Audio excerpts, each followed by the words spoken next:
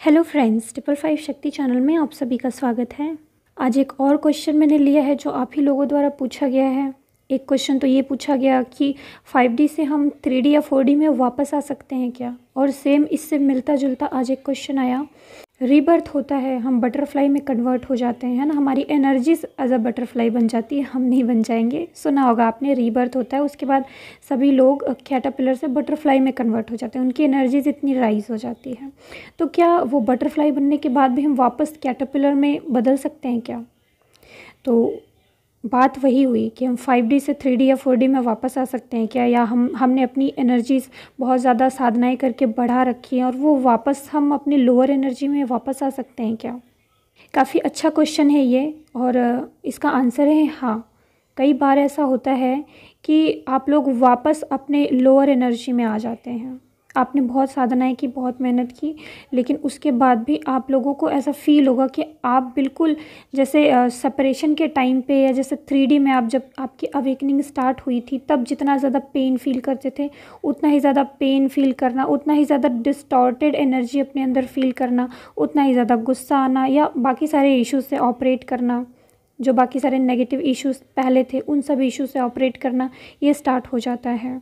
तो ये सारी चीज़ें किस किस वजह से होती हैं, इसके बारे में थोड़ा सा मैं डिटेल में अब चलिए बात करती हूँ। सबसे पहले बात करती हूँ कि आप 5D में रीच कर गए हैं, अगर आप बहुत ज़्यादा बैलेंस रहने लगे हैं, आपने अपनी बहुत सारी साधनाएं करके या मेडिटेशन करके आपने अपनी कॉन्शियसनेस बहुत ज़्यादा रेस कर ली है, आप बैलेंस रहते हैं, आपके इश्यूज़ आपको ज़्यादा इफ़ेक्ट नहीं करते हैं। हो सकता है कई सारे लोगों को एस्ट्रल ट्रैवल हो वगैरह वगैरह। 5D के जो भी साइन एंड सिम्टम्स हैं, मैंने वीडियो बना रखा है कि 5D में या 4D में आपको क्या एक्सपीरियंसेस होते हैं, तो उसके हिसाब से अगर आप 5D में हैं और बैलेंस रहते हैं तो आप 3D में कैसे आ जाते हैं, तो इसके बारे में बात करते हैं, क्यों आ जाते हैं। देखिए, सबसे पहले आपको ये बात समझनी है कि आप जब हायर कॉन्शियसनेस में जाते हैं तो अचानक से आप लोअर कॉन्शियसनेस में जब आते हैं तो पूरी तरीके से लोअर कॉन्शियसनेस में और परमानेंट नहीं हो जाएंगे। आपको उतना ही फिर से मेहनत करके तब वहाँ तक नहीं बढ़ना पड़ेगा, आप थोड़े समय के लिए लोअर डायमेंशन में आ जाते हैं। और अगर मैं अपने एक्सपीरियंस से बताऊं कि ये चीज़ होती कैसे है, कि कैसे हम लोअर डायमेंशन में आ जाते हैं, तो ये होता है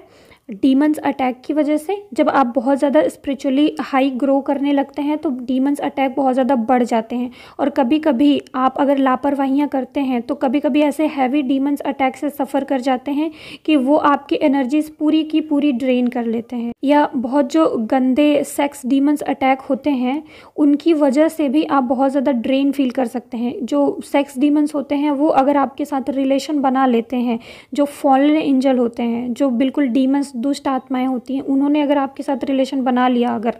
तो वो आपकी बहुत ज़्यादा एनर्जी ड्रेन कर जाते हैं। आपके अंदर अपने सारे नेगेटिव फीलिंग्स, नेगेटिव भावनाएं या डिमोनिक ट्रेस डाल देंगे और आपकी सारी पॉजिटिविटी वो लेके जाएंगे, और इसके बाद आप बहुत ज़्यादा ड्रेन फील करेंगे। आपको नहीं पता चलेगा, लेकिन फिर भी आपके अंदर वो बहुत सारी नेगेटिव क्वालिटीज़ आ जाएंगी, जैसे बहुत ज़्यादा गुस्सा आना, और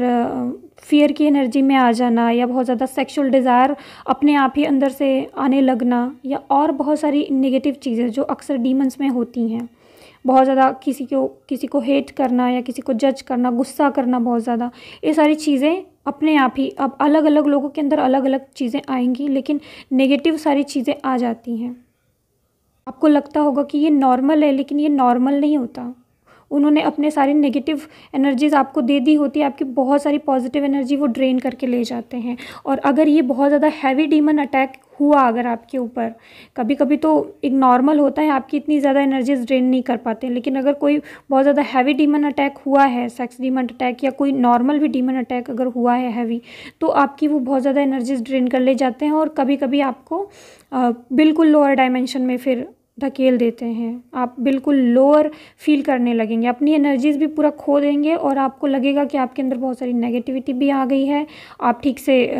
कोई भी काम नहीं कर पाएंगे, या फिर आप अपना इनर वर्क भी ठीक से नहीं कर पाएंगे, या आप अच्छा सोच भी नहीं पाएंगे। साइकिक अटैक वगैरह भी ज़्यादा होने लगेंगे और इस सिचुएशन से आपको निकलने में लगभग 1-1.5 महीना भी लग सकता है। मतलब वो आपकी इतनी एनर्जीज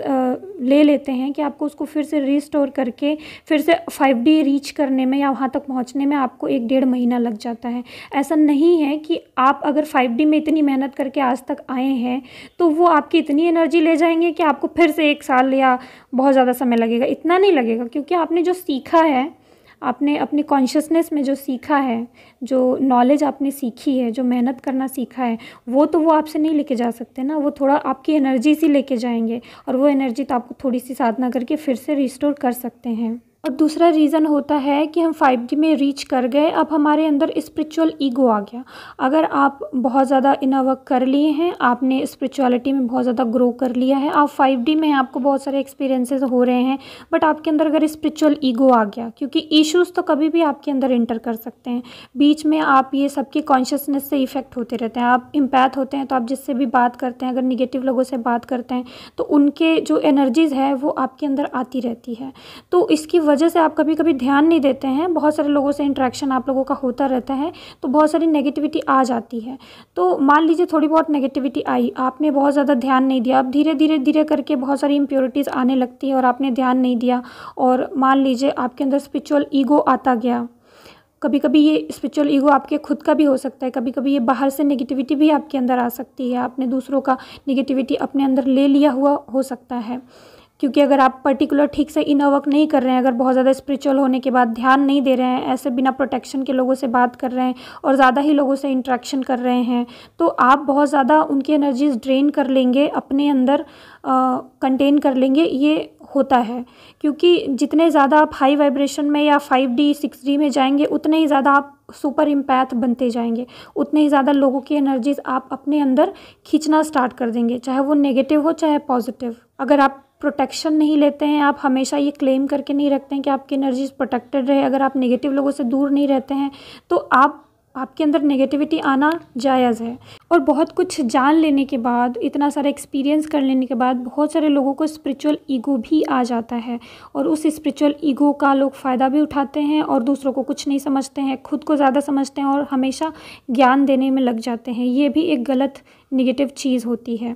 अगर आप अपनी एनर्जीज़ को स्टोर करके नहीं रखते हैं, अननेसेसरी नेगेटिव लोगों के पास जा रहे हैं और उनसे अननेसेसरी बातें कर रहे हैं या बहुत ज़्यादा ही बातें कर रहे हैं, तो उनकी नेगेटिविटी आप अपने अंदर खींच रहे हैं। आपको वहाँ पे सेल्फ फोकस होना पड़ेगा। आपने अभी तक जितनी एनर्जी से स्टोर की है उसको किसी पॉजिटिव डायरेक्शन में, अपने किसी सोल पर्पज़ में या अपने सेल्फ ग्रोथ में लगाना होगा, या किसी राइट सोल पर्पज़ में लगाना होगा। बाकी इस सब को, जो नेगेटिव लोग हैं, उनको अपनी जर्नी खुद एक्सपीरियंस करने दीजिए, उनको एक्सपीरियंस करके खुद सीखने दीजिए, है ना।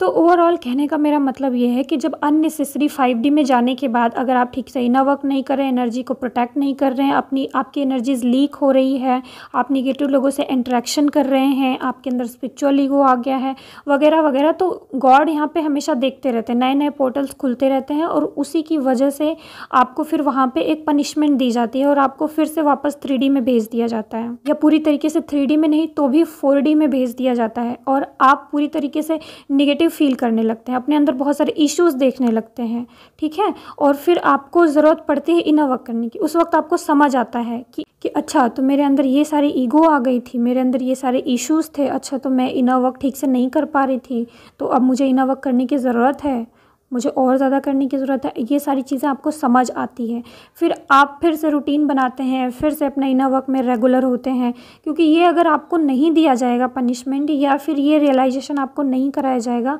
तो आप ग्रोथ नहीं करेंगे। और फिर से आप सारी चीज़ें स्टार्ट करते हैं, फिर से अपनी एनर्जीज़ में जब बहुत ज़्यादा लो आप देखते हैं अपने आप को, तो उसके बाद फिर से आप रूटीन बनाते हैं, फिर से आप सारी चीज़ें स्टार्ट करते हैं और इस बार डिसिप्लिन के साथ स्टार्ट करते हैं, तो आप फिर से 1-1.5 महीने के अंदर फिर से नॉर्मल हो जाते हैं, फिर से हाई वाइब्रेशन में चले जाते हैं, और फिर से आप अपना वापस वही वाला पोजीशन, 5D पोजीशन, या जिस पोजीशन में भी आप रहते थे, 5D 6D 7D जिसमें भी रहते थे, वो आप वापस अचीव कर लेते हैं। इसके अलावा भी आप कुछ दिनों के लिए या 5-10 दिन के लिए, 2-3 दिनों के लिए लो हाई ये सब फील करते हैं एनर्जीज़ में अपने। तो ये सब तो एनर्जी शिफ्ट होने की वजह से या कलेक्टिव एनर्जीज़ की वजह से, ये सब की वजह से आपको फील हो सकता है। बट आपको साइन दिए जाते हैं, अगर ऐसा कुछ होने वाला है आपके साथ में कि आपकी एनर्जीज डाउन जाने वाली है, तो आपको साइन दिखेंगे, या फिर रीबर्थ का साइन दिख सकता है, या आप अपना डेथ देख सकते हैं, या आप अपने आप को ऊपर से नीचे गिरते हुए ड्रीम वगैरह में देख सकते हैं, या आप देख सकते हैं साइन की कोई बटरफ्लाई है, बटरफ्लाई से फिर कैटरपिलर बन गई, ऐसा भी ड्रीम आप देख सकते हैं। या आपको बहुत हैवी डीमंस अटैक के साइन मिलने लगेंगे कि बहुत हैवी डीमंस अटैक होने वाला है, आपको पहले से ही मैसेज या साइन वगैरह दिया जाने लगता है कि समथिंग नेगेटिव होने वाला है आपके साथ में, या बहुत ज़्यादा नेगेटिव होने वाला होता है, तो आपको पहले ही साइन मिलने लगते हैं। तो ठीक है फ्रेंड्स, यही कुछ रीज़न्स होते हैं जिनकी वजह से आप लोग हायर डायमेंशन से लोअर डायमेंशन में आ सकते हैं। आपकी कॉन्शियसनेस हायर कॉन्शियसनेस से लोअर कॉन्शियसनेस में आ सकती है, या आप अपनी एनर्जीज़ में बहुत हाई फील करते थे बट अचानक से लो फील कर रहे हैं। आपको नीड होती है उस वक्त इनर वर्क करने की, अपनी एनर्जीज़ को और ज़्यादा अपलिफ्ट करने की। या आपको डिमोनिक अटैक से अगर आप रेगुलर प्रोटेक्शन नहीं ले रहे हैं, अगर आप लापरवाहियाँ कर रहे हैं, तो आपको प्रोटेक्शन लेने की ज़रूरत होती है। आप समथिंग कुछ ना कुछ लापरवाही कर रहे होते हैं, या समथिंग कुछ ना कुछ मिस कर रहे होते हैं अपने इनर वर्क रूटीन में, या ठीक से नहीं चल रहे होते हैं, समथिंग कुछ ना कुछ नेगेटिव ही होता है, या आपका रूटीन ठीक से नहीं होता है, या फिर आप कोई लापरवाही कर रहे होते हैं, या आप ठीक से प्रोटेक्शन नहीं ले रहे होते, तभी डीमंस को ये मौका मिलता है, तभी गॉड को भी ये मौका मिलता है कि आपको वो थोड़ा सा अलर्ट करें, ऐसे लोअर डायमेंशन में वापस भेज के, ताकि आप अपनी फिर से वही सारा पेन वगैरह फील करें और फिर से इनर वर्क करें और फिर से अपनी एनर्जीज़ को और ज़्यादा अपलिफ्ट ऊपर लेके जाएं।